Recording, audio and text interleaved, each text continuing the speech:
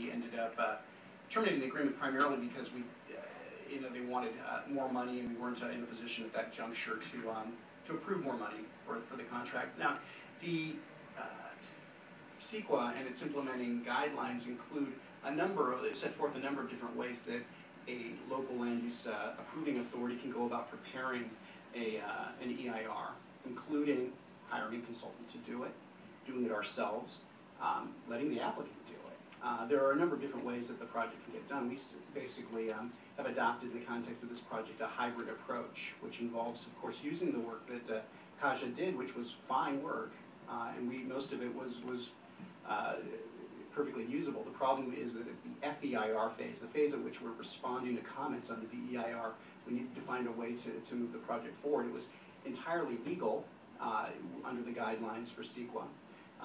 Not something we do typically, but this was a unique circumstance that presented some unique challenges, and we felt, given where we were, it was appropriate to move forward with completion of the project. It reflects, notwithstanding the input of the applicant, it reflects certainly the independent judgment of the planning department, having had a chance to work extensively with them, and certainly I can say that County Council was very involved in reviewing the documentation, and nothing has come to the board without having been looked at closely by Mr. Eggemeyer's staff and by John's staff and Mr. Murphy's before. Thank you. Just a quick question on the development agreement. Sort of following up on what Carol was saying, as you read this, they've decided on certain, or agreed with you on certain numbers of units, and then it drives, the sanitary sewer pipes, and it drives some habitat things. So every phase includes something.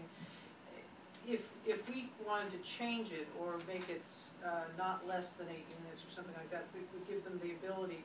Was it set out by both parties because of the fact that if you did a certain number of units, there were other things that had to be done, and the financial part of that, they couldn't accomplish more units because of, then they'd have to do the next step of sanitary or habitat, or? Yes, Supervisor, I'm going to have to defer, I think, to Mr. Leung on that, Ms. Leung, just because, again, I certainly understood the phasing and was able to reflect it in language, but the rationales and the second and third order effects I wouldn't be as clear on. If we change this, would it require a change to that? The intent actually of the developer that they have always stated is to build the wellness center as quickly as possible, and it's really just getting funding for the sort of the recreational aspects that may come later. So I think what they're trying to avoid in terms of having the county require all 50 units or 70 units right at the front end, 57 units, sorry, right at the front end, they would then, the term of the development agreement would end, and they would lose the right to construct. So giving them 10 years in which to get all the funding that they need. They may or may not need the full 10 years, but the intent is always to get the funding so that they can build as soon as possible, but also not to lose the rights if something happens and a shorter time frame leaves out several of the units. The 8 units is actually significant because it will be an application to the GSD district for the 8 ERUs. So that's the significance of the 8. And the 37 is something that staff insisted on. The development proposal for the Wellness Center includes 37 units for staff. 37 units for the developmentally disabled adults and 20 units for staff. So we wanted to make sure that the affordable units for the residents were built at least by the end of year 5, and that we wouldn't have to wait another 5 years for those. Well, I guess my question on that, though, if you built the 37 units for those with developmental disabilities, and then you didn't have the aid or staff to... Right.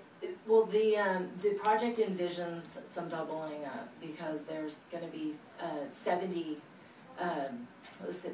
developmentally disabled adults as well as 20 staff, so within 57 units. So there will be some doubling up in some staff, rooming with a developmentally disabled adult. Okay, so even with those 8 units, there will be some aides on Yes. site so that they're not left on their own? Yes. And you can, the applicant could probably elaborate more in terms of what will go along with the aid and what facilities you'll see. I wonder, depending on what action we take today, if we were to take a positive action, and since this is going to go back to the Planning Commission, could we continue the development agreement so that we could just kind of take a harder look at some of those issues with you? And if we wanted to move forward, and then do this at our next meeting, and then send it on to the planning commission? Yes, Supervisor, that would be something we could certainly do. Just a thought. Thank you. Mr. Supervisor Horsley has another question. Actually, maybe this is for Major John Neville. By the way, this is maybe John's last meeting. I want to thank you for your service to our country. John has been reactivated, and he is a major. Unfortunately, the country he's going to is Texas. So he should be okay.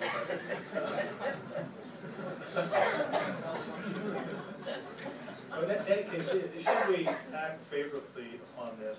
One of the directors from MWS, Montana Water and Sanitation, suggested that if we could designate the potential water agent, either MWS or CCWD, could we just change? Does that make any difference? Does that mess something up in LAFCO, or is that a condition we shouldn't touch at this point, or what?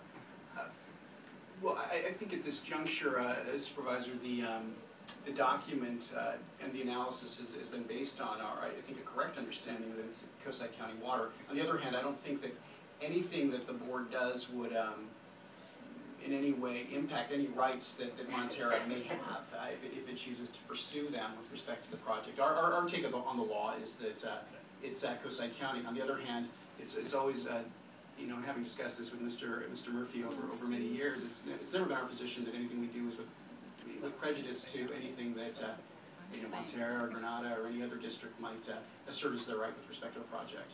So they could work that out amongst themselves. Absolutely so. Absolutely so. I'm prepared to make a motion.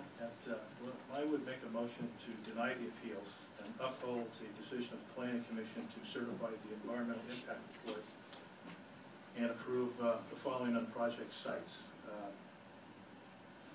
First, the use permit for the sanitarium component of the wellness center and its accessory uses, as well as commercial, public storage, miscellaneous storage, and communication uses within the AO zoning district.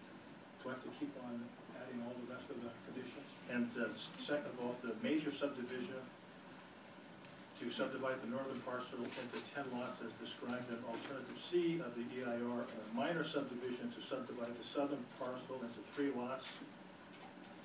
A coastal development permit for project structures, wetland habitation creation, and other landscaping, associated fencing and grading, use of an existing agricultural well for domestic purposes, and establishment of a mutual water service company, and a community wastewater treatment and recycling system. And condition 4, a design review permit for proposed project structures and associated grading. 5, a grading permit to perform 26,050 cubic yards of balance cut fill. And I'll leave the last part out. Or do I? Which is recommend. Oh, go on the ordinance. Oh.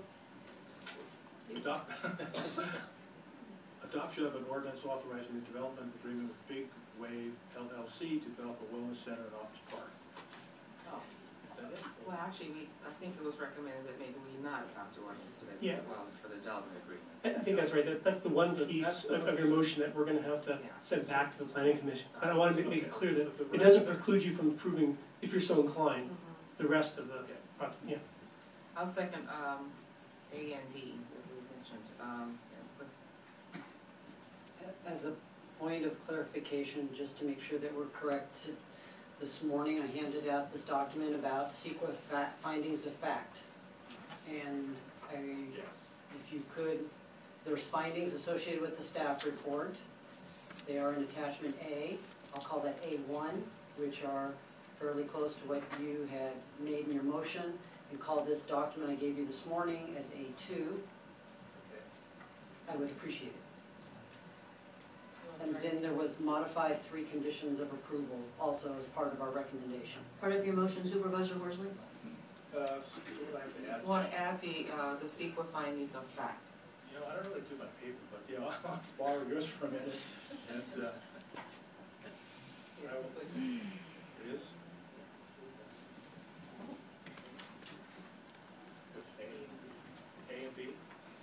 certification of the environmental impact report, EIR consisting of a draft EIR and a final EIR pursuant to the California CEQA Act.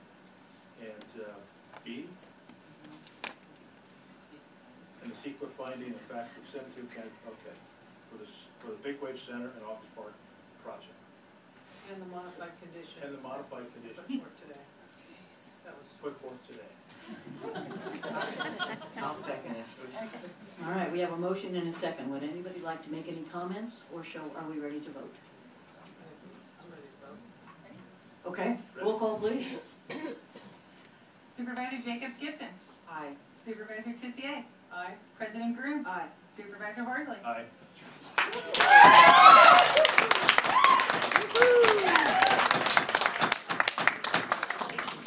Okay, ladies and gentlemen, we're going to ask you to go out, vacate the room so that we can take, and we're gonna take a 5-minute break, and then we're gonna begin budget hearings.